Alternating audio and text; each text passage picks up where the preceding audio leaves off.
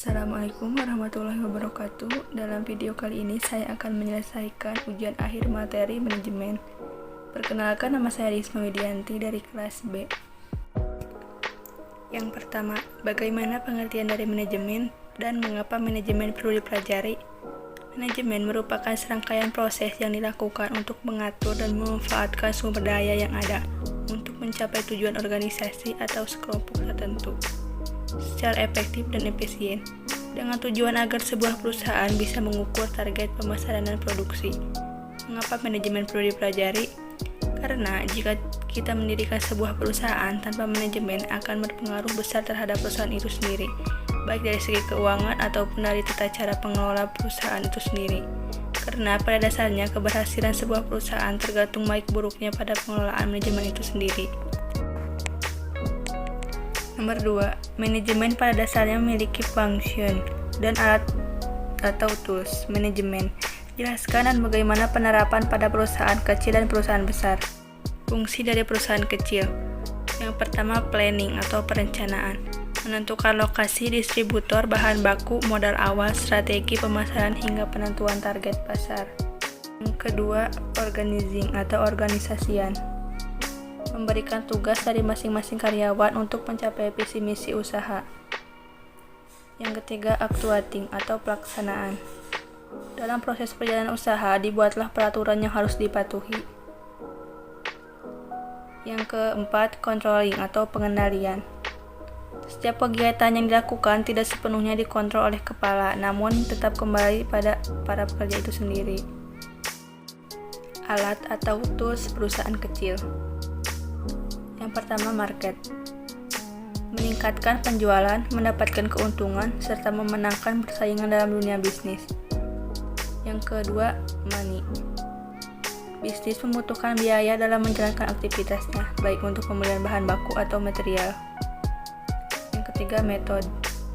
Menetapkan serangkaian prosedur dengan mempertimbangkan fasilitas yang tersedia. Yang keempat, material. Persediaan bahan baku sangat penting dalam produksi, baik berupa bahan jadi ataupun bahan setengah jadi.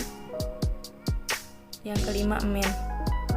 Dalam hal ini, manusia yang merencanakan dan melaksanakan proses agar tercapai tujuan yang direncanakan. Yang keenam, machine. Diperlukan mesin untuk digunakan proses pengelolaan bahan mentah menjadi bahan jadi.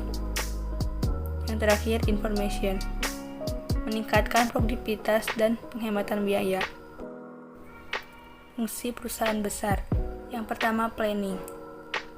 Menentukan lokasi, distributor bahan baku, penentuan target hingga pemasaran lebih meluas. Yang kedua, organizing.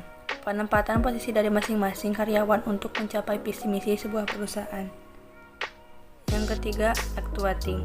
Pelaksanaan dipegang oleh pemilik dalam proses perjalanan perusahaan. Dibuatlah peraturan yang harus dipatuhi. Yang keempat, controlling.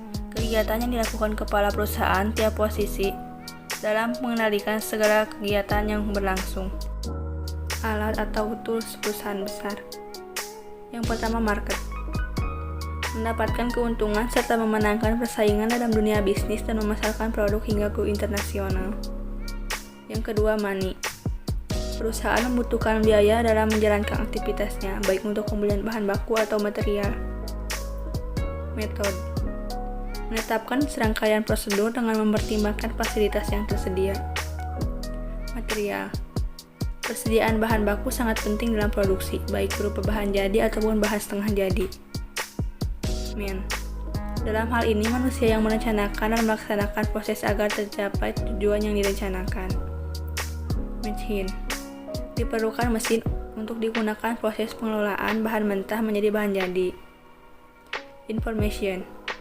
Meningkatkan produktivitas dan penghematan biaya. 3. Seorang leader pada prakteknya masih tergantung pada tingkat mana leader itu berada, apakah pada tingkat top management, middle management, lower management. Bagaimana pendapatnya apabila pernyataan tersebut dihubungkan dengan kemampuan memimpin dan kemampuan teknis. Top management. Merumuskan tujuan organisasi, yakni menetapkan apa yang ingin dicapai perusahaan dalam jangka pendek ataupun jangka panjang. Middle management. Membantu dan memotivasi manajer tingkat bawah mencapai target bisnis. Lower management. Menjaga kualitas produksi atau layanan sesuai standar yang ditetapkan. 4. Bagaimana proses penyusunan rencana yang efektif dan efisien? Jelaskan secara singkat. Menetapkan target atau tujuan. Perencanaan dimulai dengan keputusan-keputusan tentang keinginan atau kebutuhan organisasi atau kelompok kerja. Tanpa rumusan target atau tujuan yang jelas, organisasi akan menggunakan sumber daya secara tidak efektif. Merumuskan keadaan saat ini, pemahaman akan posisi atau keadaan organisasi sekarang ini daripada tujuan yang hendak dicapai atau sumber daya yang tersedia untuk pencapaian tujuan merupakan hal sangat penting karena tujuan dan rencana menyangkut waktu yang akan datang. Mengidentifikasi segala kemudahan dan hambatan, segala kekuatan dan kelemahan, serta kemudahan dan hambatan perlu diidentifikasi untuk mengukur kemampuan organisasi dalam mencapai tujuan. Oleh karena itu, perlu diketahui faktor-faktor lingkungan intern dan ekstern yang dapat membantu organisasi mencapai tujuannya, atau yang mungkin menimbulkan masalah. Mengembangkan rencana atau serangkaian kegiatan untuk pencapaian tujuan.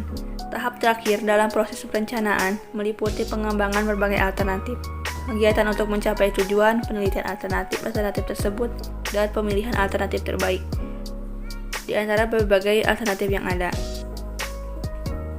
5. Manajemen strategik tidak terlepas dari visi dan misi serta penilaian dari analisis SWOT. Bagaimana pengertian secara singkat dari ketiga hal tersebut dan berikan contohnya aplikasi pada daerah masing-masing.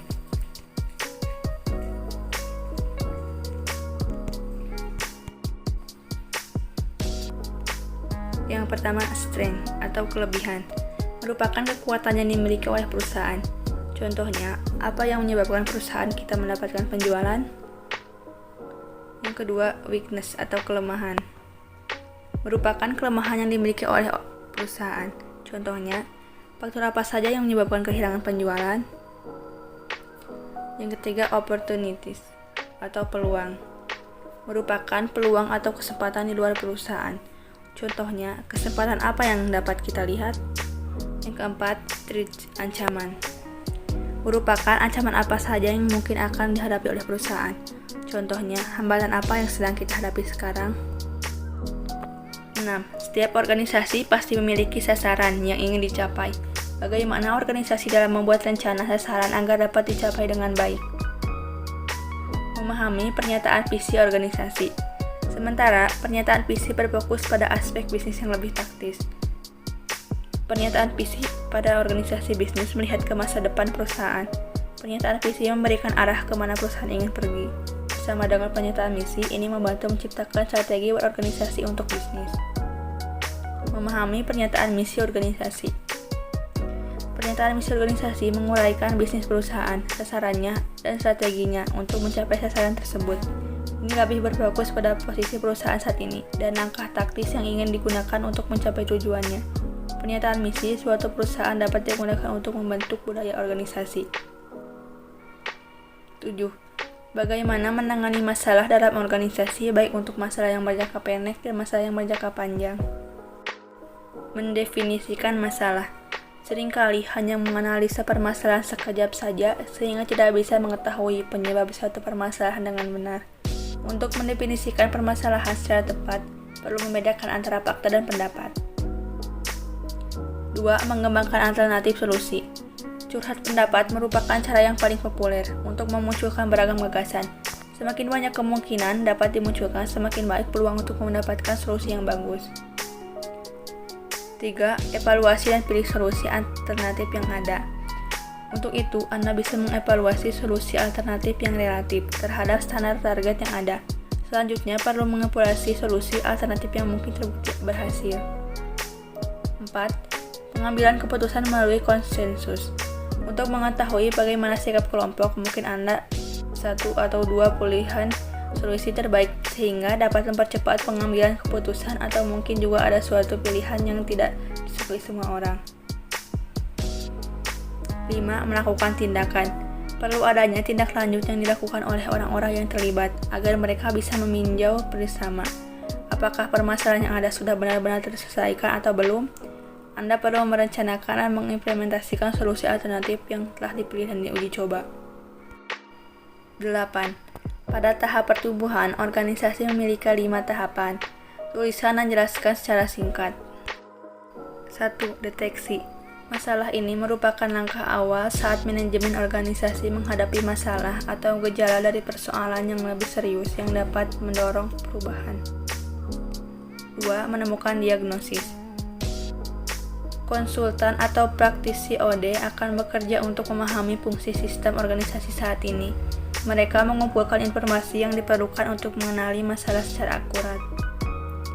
3. Analisis data dan umpan balik. Pada tahap ini, data dikumpulkan dari berbagai sumber yang relevan untuk dianalisis.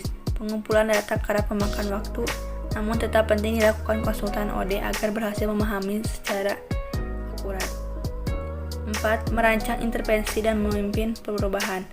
Tahap selanjutnya adalah merancang intervensi yang sesuai dengan kebutuhan organisasi. Selain itu, organisasi harus mampu menyerap perubahan secara efektif. 5. Evaluasi dan pelembagaan perubahan. Manajemen perusahaan dapat mengevaluasi perubahan terutama dari pengalaman karyawan. Salah satu cara mengukur perubahan yang efektif adalah dengan membandingkan keadaan sebelum dan sesudah perubahan. 9. Salah satu kesuksesan seorang manajer didapat dari komunikasi. Apa kunci sukses seorang manajer secara interpersonal? Berikan penjelasannya secara singkat. 1. Clear atau jelas. Saat menyampaikan pesan, pastikan informasinya jelas dan dapat dimengerti oleh penerima pesan. 2. Koncis, singkat padat. Sampaikan pesan dengan singkat, teringkas, atau padat, tidak bertele-tele. 3. Konkret. Pesan yang disampaikan adalah sesuatu yang konkret atau nyata, bukan sesuatu yang abstrak. 4. Correct atau benar. Pesan atau informasi yang disampaikan harus benar, alias tidak mengada-ngada. 5. Coherent, masuk akal. Pesan atau informasi yang baik adalah pesan yang logis atau masuk akal. 6. Komplit, lengkap. Sampaikan pesan dengan tuntas supaya informasinya diterima dengan baik. 7. Courteous, sopan. Sampaikan pesan atau informasi dengan cara yang sopan dengan siapapun Anda berbicara. 10. Apa pengertian dari controlling dan bagaimana langkah dari controlling dengan penjelasan yang singkat. Pengertian controlling. Pengendalian atau dalam bahasa Inggris disebut dengan controlling, merupakan salah satu fungsi penting manajemen yang harus dilakukan oleh semua manajer untuk mencapai tujuan organisasinya. Pengendalian dapat diartikan sebagai fungsi manajemen untuk memastikan bahwa kegiatan dalam organisasi dilakukan sesuai dengan yang direncanakan. Fungsi pengendalian atau controlling ini juga memastikan sumber-sumber daya organisasi telah digunakan secara efisien dan efektif untuk mencapai tujuan organisasinya. Langkah controlling: menetapkan standar, establishing standar, mengukur kinerja, performance measurement, membandingkan kinerja aktual dan standar yang ditentukan, comparison of actual and stand performance, mengambil tindakan koreksi perbaikan, taking corrective action.